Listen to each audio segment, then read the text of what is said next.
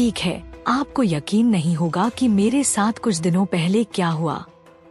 मैं एक गांव में रहती हूँ जहाँ चारों तरफ खेत ही खेत हैं और जंगल हमारे घरों के पीछे ही शुरू हो जाते हैं। हमारे घर तो जैसे आपस में जुड़े हुए हैं, छोटे रास्तों से, मानो किसी के पीछे के आंगन से ही जा रहे हों। हर घर में कोई न कोई मदद करने वाला होता है, जो घर के काम और बाहर के काम करता है। एक लड़की थी, हमेशा हंसमुख, हमेशा मेरी गाय का ताज़ा दूध लेने आती थी।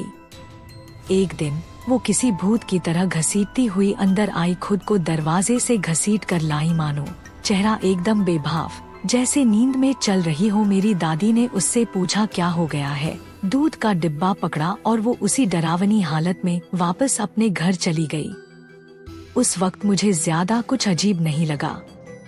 फिर अचानक से जोर की चीख सुनाई दी। हम सब दौड़कर उनके घर पहुँचे तो देखा लड़की जमीन पर पड़ी है और 3 बड़े आदमी उसे दबोचने की कोशिश कर रहे हैं। वो जंगली जानवर की तरह तड़प रही थी, उनकी पकड़ में भी बेकाबू हो रही थी। मेरी दादी झाड़ फूंक करने वाले को बुलाने के लिए चिल्लाई, लेकिन मैं गुस्से से तिलमिला उठी। ये लड़की तो स्पष्ट रूप से बीमार है, शायद हार्ट अटैक आ रहा है, और ये लोग किसी झाड़ फूंक करने वाले को बुला रहे हैं। किसी ने मेरी नहीं सुनी। आखिरकार वो झाड़ फूंक करने वाला आया। उसने हालात देखा, अपनी चप्पल उतारी, लड़की के बाल पकड़े और उसे दोनों तरफ जोर से तमाचा लगा दिया।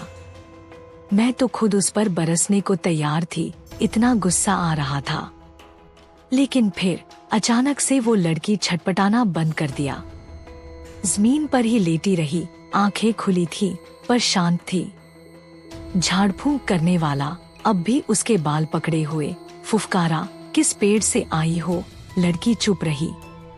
उसने दोबारा पूछा, किस पेड़ से आई हो? अगर नहीं बताएगी तो बोतल में कैद कर दूंगा। अब तक वहाँ लोगों की भीड़ जमा हो चुकी थी। सब यही देखने के लिए गर्दनें ताने खड़े थे कि आखिर क्या हो रहा है। आखिरकार लड़की उनकी पकड़ से छूट गई, उठी और सीधे जंगल की तरफ चलने लगी। वो एक खास पेड़ के सामने रुकी और फिर बेहोश होकर गिर गई। कुछ देर बाद होश आया तो घबराई हुई थी, पूछ रही थी कि क्या हुआ और सब उसे घूर क्यों रहे हैं।